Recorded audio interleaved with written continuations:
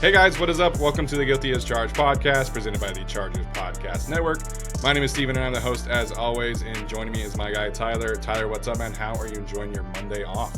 Oh, it's pretty nice. I'm doing fantastic. We got a face melter of a defensive breakdown coming up for you guys. Yeah, we've been watching draft prospects. So we've been watching a lot of the Michigan defense because there's basically their entire defense is draftable this year.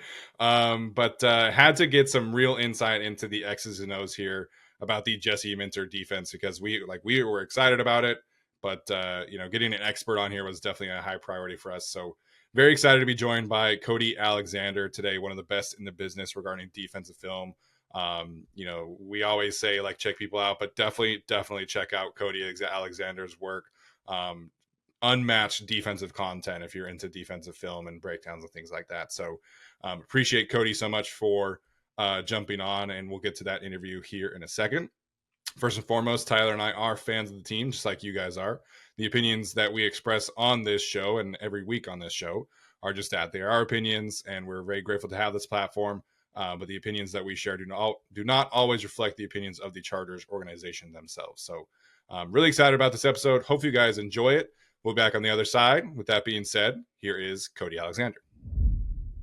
All right, guys, very happy to be joined now by Mr. Cody Alexander, one of the best in the business in breaking down X's and O's. Tyler and I have been retweeting his stuff nonstop about Jesse Minter, so really excited to have his thoughts here about the new Chargers defense and the direction that unit is going to be headed towards in the near future. So, Cody, thanks so much for joining us, man. How are you doing today?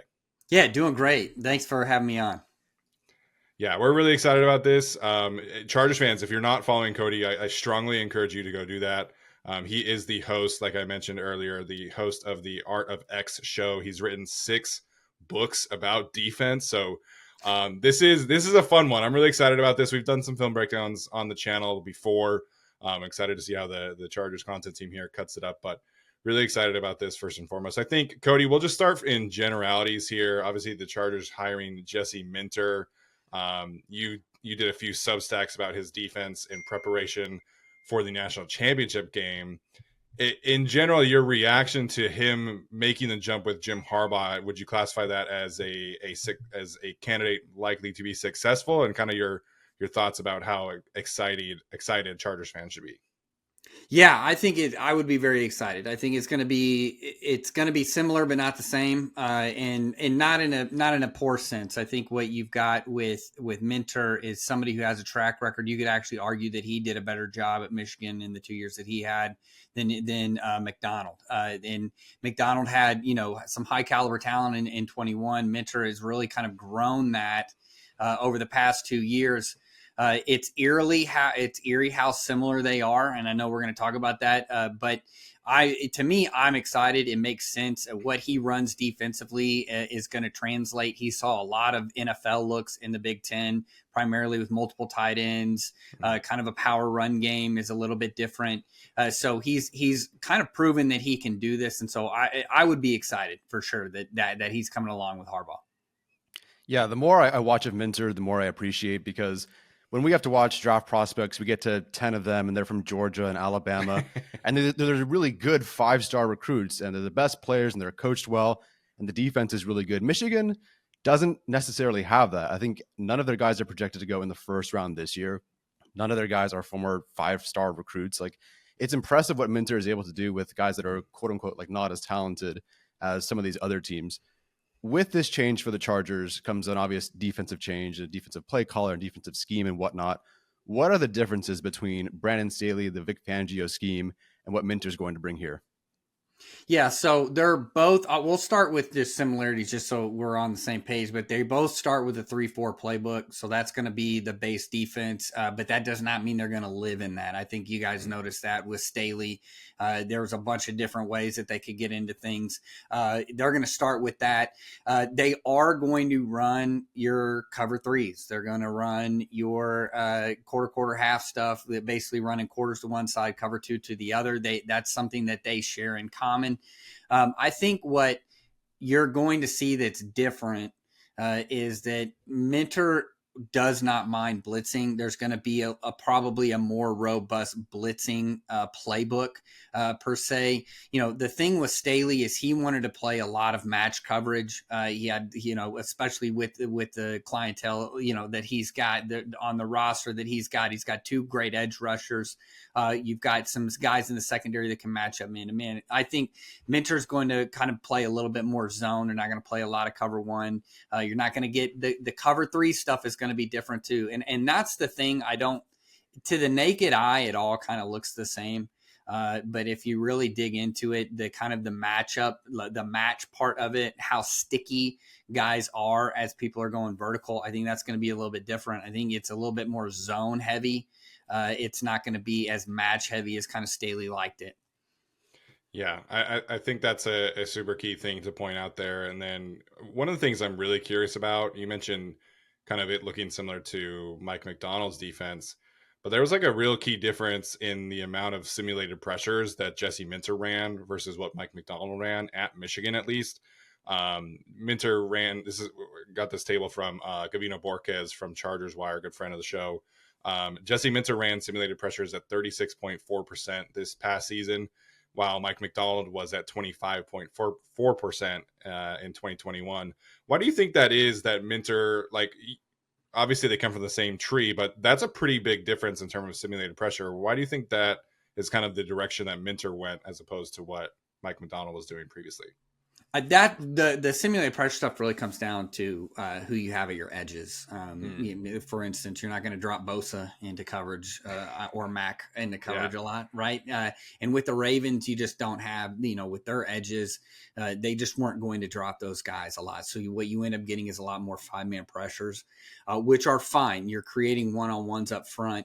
But I think playing the way that you play behind it, having not necessarily playing fire zones behind it, not having to play cover 1 behind it, that you saw like Wink Martindale, who was prior to McDonald, who just is going to return to me. He's going to go to Michigan. So they kind of just traded. So it was like Ravens guys, but now they're going back and kind of back in time, kind of the old Ravens stuff. But I think that's kind of where at the college level, and especially at Michigan, their edges were, you don't have Aiden Hutchinson as your edge. So, you're going to have guys that are a little bit more fluid, especially at the college level and what he had is going to be a little bit more indicative of playing more 5-man pressures at the Ravens. And so it will be interesting to see if that simulated pressure rate stays. That's one of the things that I would see that's probably going to go down. I mean, he was very blitz heavy on passing downs, very simulated pressure heavy off of that. And I think a lot of that has to do, again, with where they're blitzing and then kind of at that college level, the talent differential that they had. Cody, to make this scheme work, and given what you know about this defense, what's the position group that the Chargers should maybe invest in coming up, either in free agency or in the draft, to make sure that this scheme works? Like, what does this Minter scheme or McDonald's scheme kind of revolve around? Yeah, look, you have to have edge rushers. You have to have corners. That's a non-negotiable. So if we want, I mean, we could sit here and say that, and then everybody's shaking their head. Well, of course, right.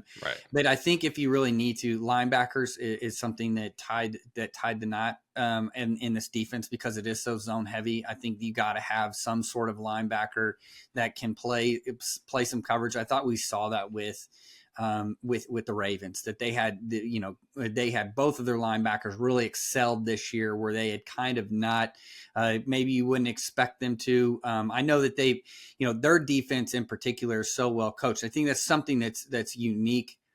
And I know that this sounds crazy, but that is something that's unique to this tree. Coaching at the NFL level is a little interesting. You don't always get the best teachers. And I think that they do a good job within this system of really tying things together conceptually. I know McDonald has talked about, how do you get to a 1-word call? How do you get to these things? You have to learn the long form before you can get to the short form, which just tells me that they're structuring things, they're building things on top of each other using same as principles, which again, it goes back very similar to the Fangio system. But again, Staley and Fangio are not the same guys. I think that's pretty important to kind of point that out as well. We didn't put this on the rundown with you, but the Chargers brought over a lot of assistants from Michigan. And I think, like you're talking about here, the ability to tie things together, while some of these coaches coming over don't have a ton of NFL experience, do you think that's maybe why they prioritize the other Michigan defensive assistants as well?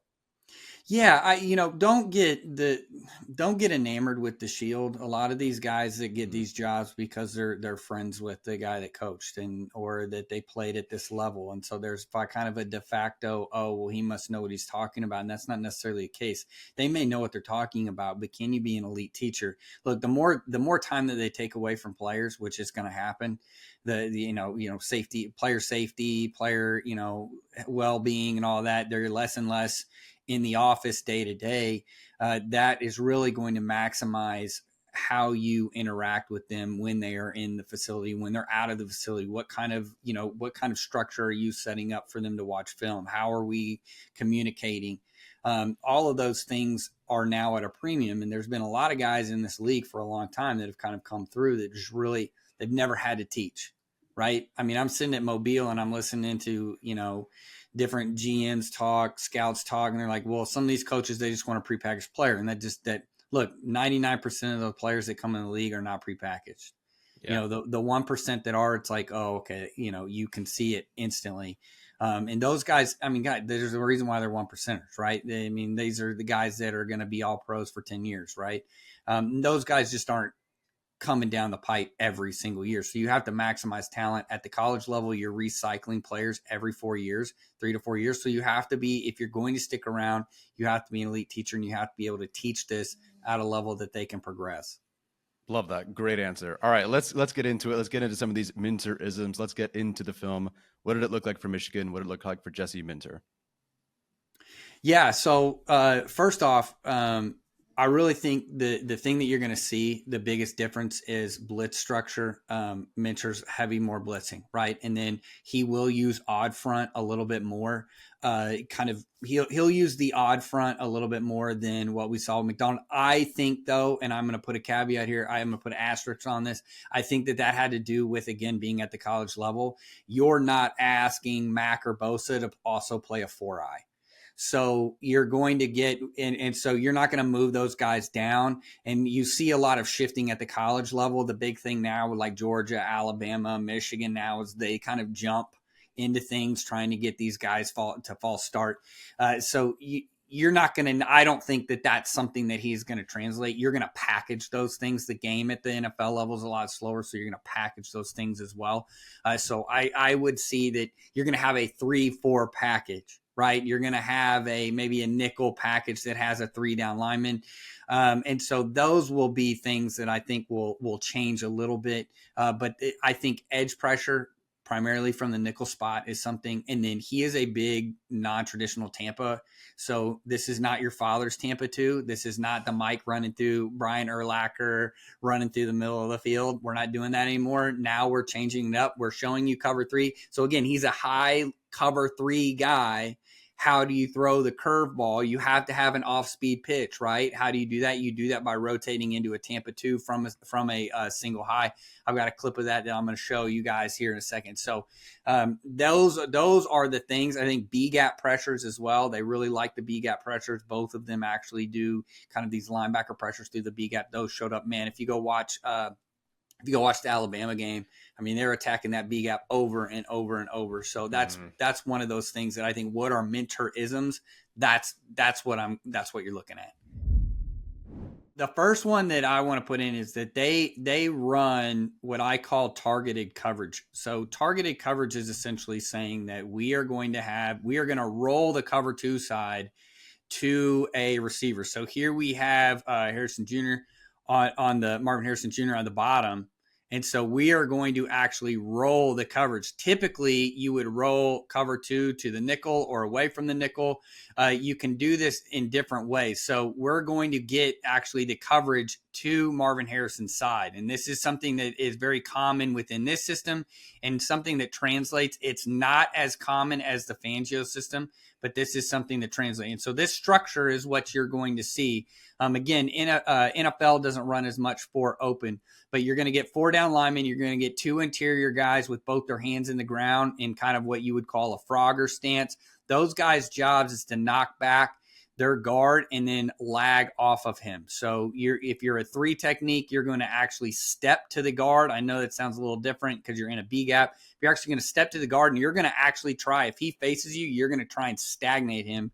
Whereas the nose is in a 2 most of the time, meaning he's head up on a guard, and his job is literally to go knock the guard back off the line, and then he's going to fall back. So you can see, watch the nose right here, get both his hands up on those shoulder pads, and he's trying to punch him back. Okay? And so you can see here on the 3 technique, he's doing the same thing to the guard.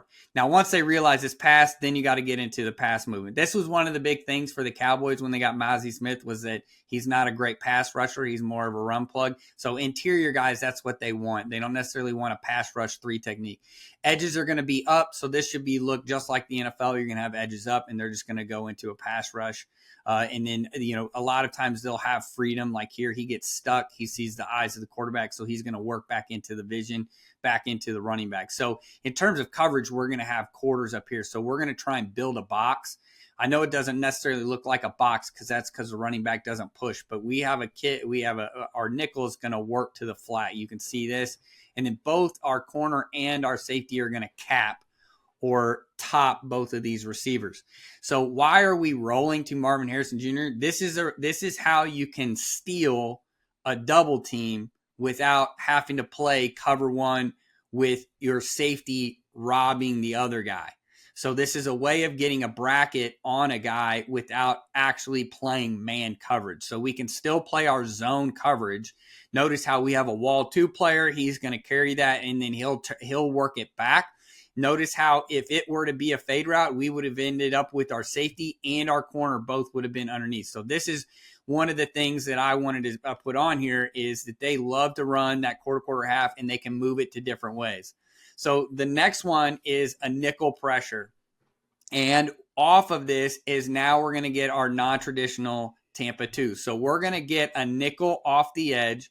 We're going to get a defensive end drop. We're going to get a corner working to what we call a big half. Okay. Our middle of the field closed safety, our post safety, is then going to slingshot, and he is going to take the big half on the passing strength side. So as we lose the nickel, you can see on the back side, we get a flat defender. We get a wall 2 defender, or a vertical hook, seam hook, however you want to do it. But you can see that we have built a triangle on this side of the field, and we have built a triangle on this side of the field. And then our Mike is actually going to work through the middle of the field, but he's not challenged because we get both the tight end and the running back blocking, so he doesn't necessarily have to just run through the middle of the field because we're still going to carry the vertical here. But this is a typical way of, we're going to run a lot of cover 3 right off of this. So we're going to send him here. Safety's going to nail down right here. This is a little bit of an indicator. You probably don't want to necessarily give this away. You have the linebacker really far off, and then the nickel walks down. Someone's got to clear that void. But this is probably the best shot that I got of it. They ran this a ton against Ohio State the past couple years, and they killed Ohio State off of it because they would pair it with man coverage. So the Ohio State thought that they were playing man. So you run man routes, and then you end up getting zone, and it ends up killing the route. So that's another thing too that this group of coaches does really well, is like really trick you into thinking that, okay, you're in man situations, now we're in zone. So you can see here we're running a non-traditional Tampa or an NTT off of an edge pressure. So we're still getting four rushers. Now the only thing here is 99 forgets which side he needs to go to. Otherwise it would have hit the quarterback in the mouth. Now, the last thing is I stated is these B gap pressures, and we're going to watch another one with the Ravens, and I'm going to show you how you get the same blitz pattern with the Ravens as you did with Michigan here in a second. But this is a good one versus the run. So this is just essentially what I call zone load, where the tight end is going to stay. So instead of having him work across, they just set him here on the edge. In this system, too, this is a really good look at the defensive line play and what they're going to look at. So you're getting a blitz through the B gap. We have an edge defender. He's going to set the edge. He's going to work through the B gap. He's going to now step to the center in what you would call a pointer technique, because he's going to step to the pointer. He's going to step to the pointer center, and you can see here he's going to then if he gets face, he's going to cross face. And so these little movements in the run game can be killer. At the college level, you get some stuff like this. At the NFL level, you have better centers. It'll end up essentially creating a one-on-one and funneling that back into the A-gap, or it has to pop all the way across. So you can see here that they're punching through that B-gap, and we get our interior defensive lineman on a nice little stunt. Because think about it this way, you're constantly pushing vertical with your nose all the time. So the center kind of has this idea that he has to get really shallow in his drop or in his step to get to the zone, because we're getting a knockback here by the guard. And then all of a sudden, boom, we cross face. Now we've used a quick little J step side, and then we get vertical. That center, now look at how flat he steps. You can see here how flat he steps, and all of a sudden now we're on the other side. And then we get a nice little stunt here to the outside, and essentially 25 is just reading the back. And so this is a nice little look at a B-gap pressure. So how can we translate this now from what we see with Baltimore? Here we have our quarter half. So this is a good look at where we're going to actually get the cover 2 side to cup, and we're going to get the quarter side to the tight end. So you don't have to, again, this is technically your passing strength because you have the 2 receiver side. You can also run this out of base. So I wanted to use this because now we have a 3-4 base. So this is our base defense. And so this is like day 1 install. As you go vertical, you can see that here we are going to get our cover 2 spacing over here. So we have our wall 2 defender, we have our flat, and we have our cap safety. So he's high, but then you can see over here, we're building our box. You can actually see the box. And the way, if you want to know this, I'll give this to you. If you want to know how you can tell like a soft cover 2 versus quarters, is you can watch the corner. If the corner tries to stay on top the entire time, then that's probably an indication that is going to be quarters. You can also see the different levels of the safety. You have a down safety and a high safety. The down safety is typically playing quarters. An easy way to think of quarters is basically man with rules. And in here, the corner is taking all of anything deep and anything out, right? And then our safety is taking anything vertical off of this, and the linebackers are just working in tandem together. So if the running back were to push, the mic always works with 3. So you can see here we get a wall 2, right? And we get our corner underneath. You can see that he's in soft cover 2, and then we also have our safety on top.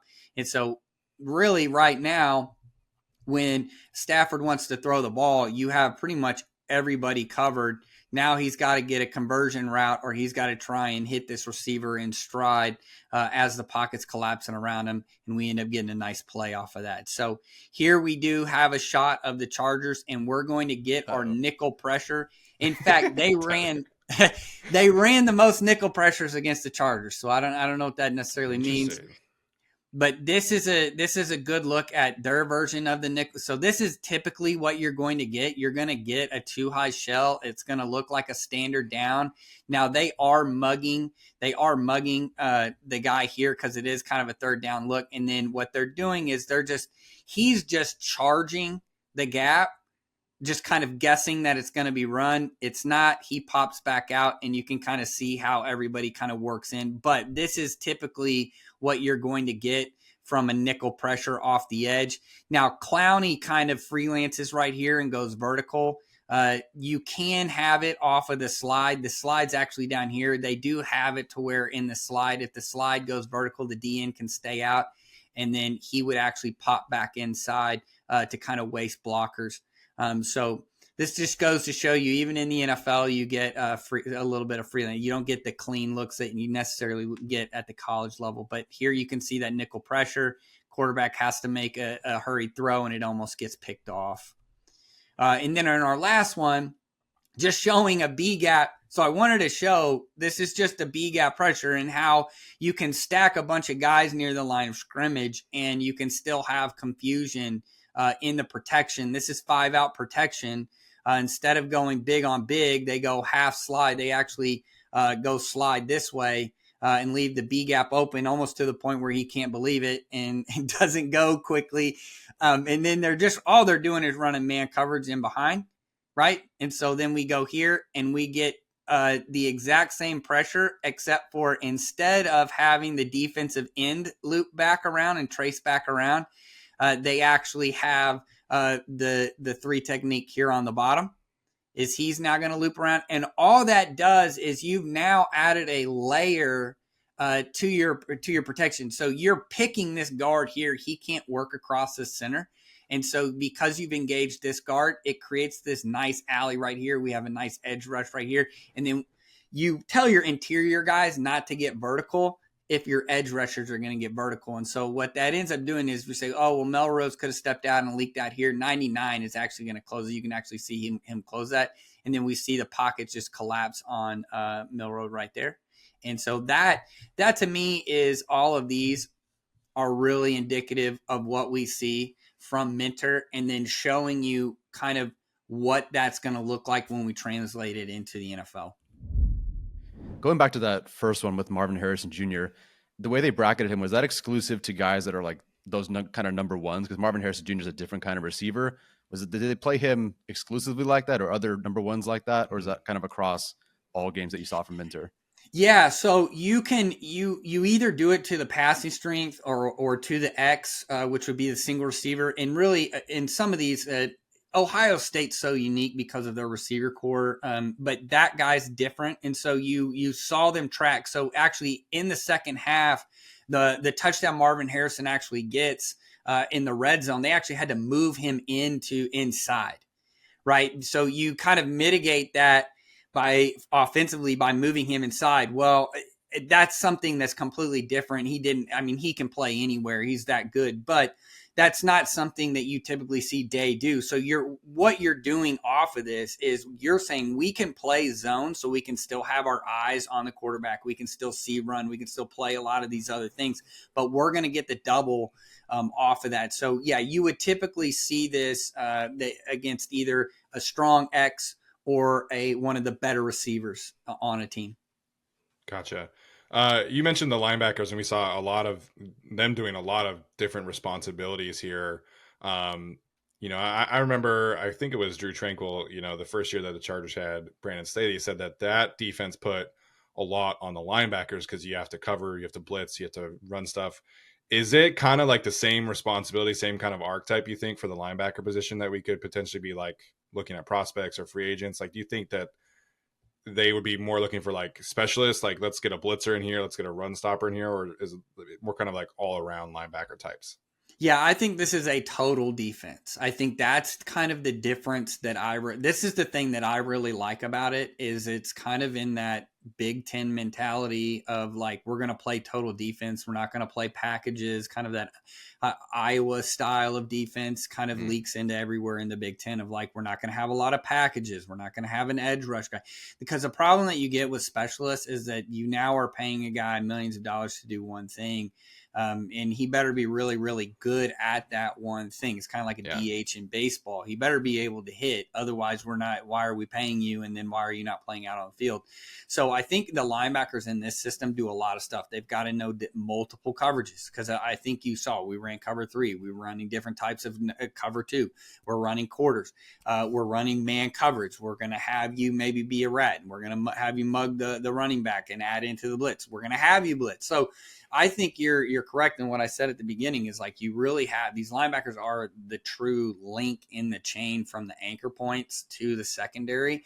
And so, yes, you are correct. You have to find these guys that can tie the knot, right? They can tie everything together, and they are kind of total linebackers. And I really think, I think if you look at the ecosystems in the NFL, it was a couple years ago, you were saying kind of the linebackers are the running backs of the defense. But I really think that you see kind of Houston this year with their linebacking core. Ryans is also an elite linebacker coach, but you look at the 49ers with their two guys that they've got, and don't think that Greenlaw leaving that game in the Super Bowl did not have a huge, tremendous effect on that. But you look at some of these systems that the Jets are another one that sneakily have some pretty athletic linebackers that can run around. Well, these are all kind of the top defenses. I mean, go look at even Kansas City with Tranquil in there. Bolton is another one. Gay is kind of serviceable. He moves around. So you kind of look at these top defenses like, oh, well, they have linebackers. And that's correct. Yeah. Defense has links in the chain from one level to the other. And so every level has to have somebody that can play on every standard down. Cody, last question for me here. Jim Harbaugh has been pretty effusive of his praise for Derwin James and the kind of player he is, the kind of person that he is. What kind of role change might we see for Derwin James in this defense? And can Jesse Minter get him to where Mike McDonald has Kyle Hamilton? Yeah, to me, that's going to be kind of that's the role, I think, is he can play back. You can play him down in a slot. You can have him be a tight end killer if you need to. He can play on top of a tight end. He can fit in the box. I mean, if you go and you look at kind of what he did last year, and then kind of what Michigan was different because their nickel was a true corner. Right. He's 185 pounds. Yeah. You're trying not to keep him in the box. And so I actually went and I looked at kind of where both of them lined up to see any translation. And I do think that there is some translation. I do think that the nickel pressures are going to be there. I do think that he's going to be asked to kind of play coverage on a slot. But, I think with him, you're going to have somebody on top of him a lot of times if you need to, if you want to play him as the nickel like Hamilton does. And to me, when you have a guy like that can do kind of a 5-tool guy, that's where the teaching process comes in. Why do you think Hamilton can move around and play so many different places and not necessarily kind of be out of wits? I said it during the kind of the playoffs. It's like Isaiah Simmons was kind of from Clemson was kind of what we all thought Kyle Hamilton would be. He's a little bit bigger. You could have taught, you probably could have seen if you really looked hard, he wasn't going to translate very good into the secondary. But how do you get a guy like that that's not just a one-trick pony? He's really just a one-trick pony. We're just going to move him around because he's an athlete, but we're only asking him to do a couple things. So I think that's where I think Minter is going to have challenge of like, hey, how can I get this guy move around? And then being able, I think when you have that chess piece, you're able to kind of eliminate some of the spots. They can cover up some of the spots. Like, hey, if we can eliminate this player, we can then move kind of some coverage portions over here and vice versa. Man, ton of great stuff there. I know my head's spinning about like draft prospects now and like, okay, this free agent, it could come over. And so, I'm really excited about this. I think Jesse Minter is going to do a lot of great things with the Chargers. And I think Chargers fans should be really excited about it. Hopefully more excited after watching those clips and hearing Cody about it. So, Cody, this has been awesome, man. We really appreciate your time. Where can Chargers fans go and find your work, hopefully after they loved that great interview?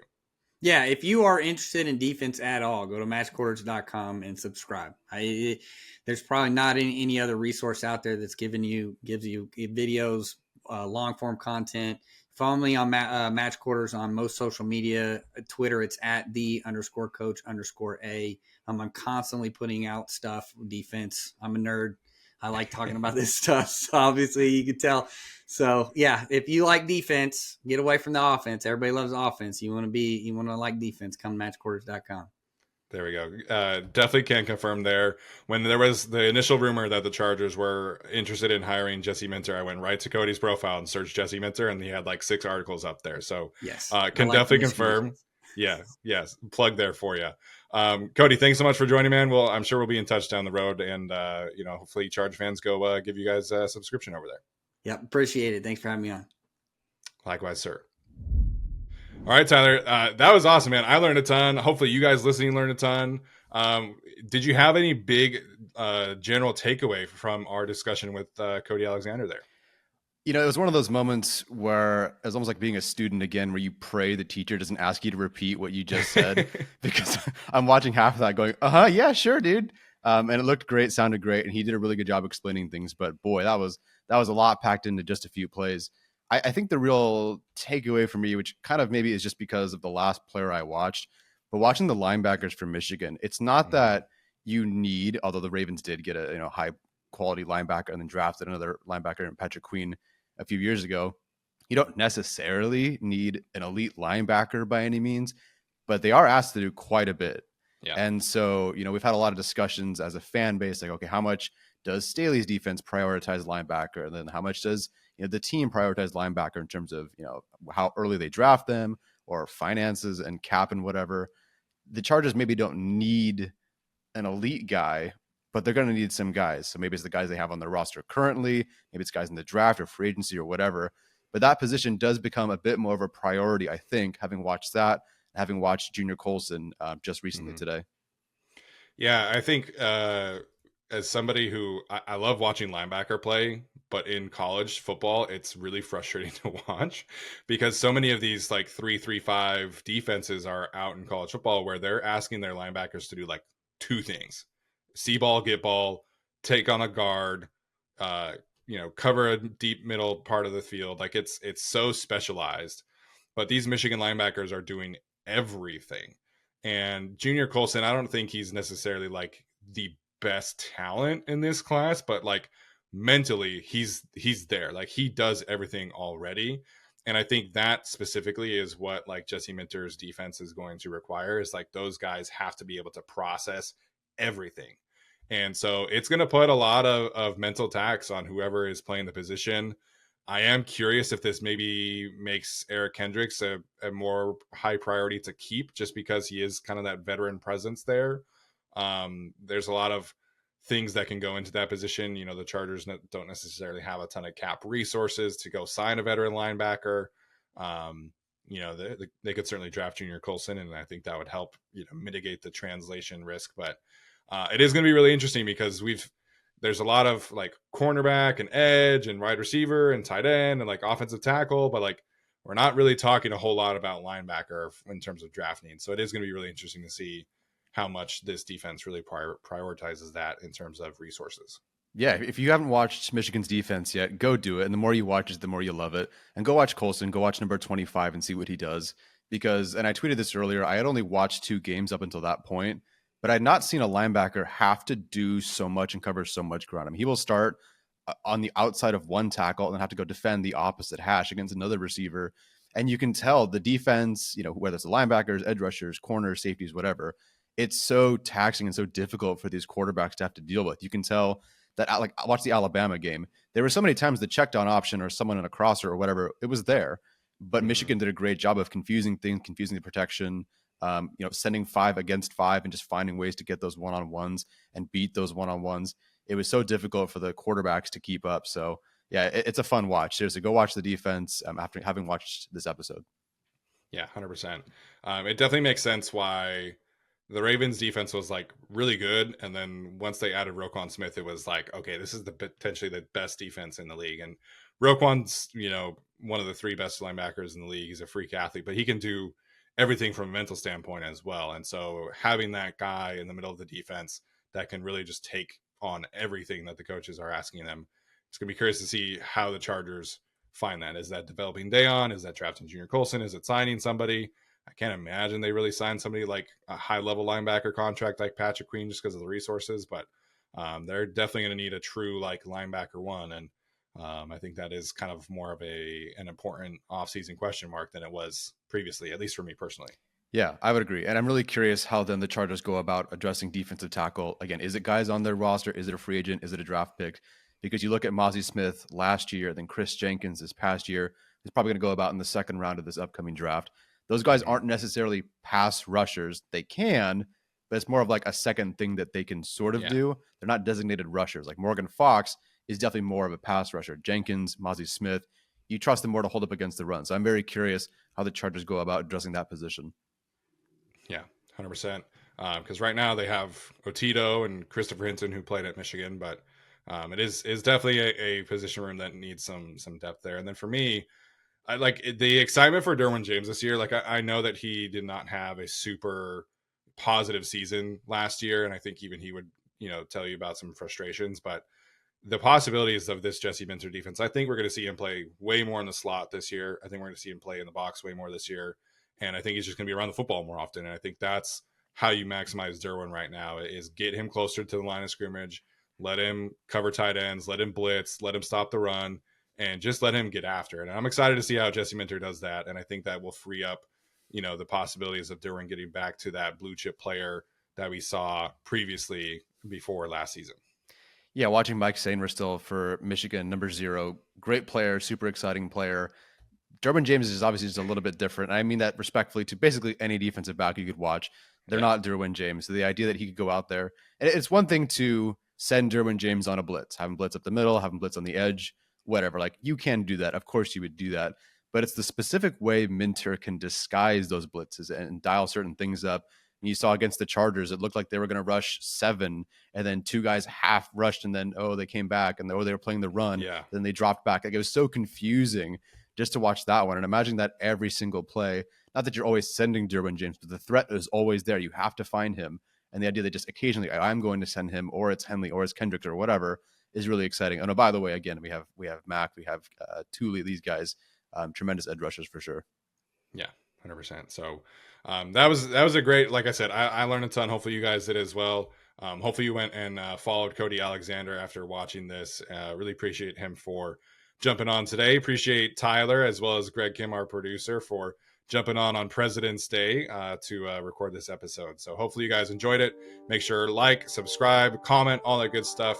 We do really appreciate all the support that you guys have shown throughout the show, and we'll be back next week. That's going to do it for us today. As always, Bull Time.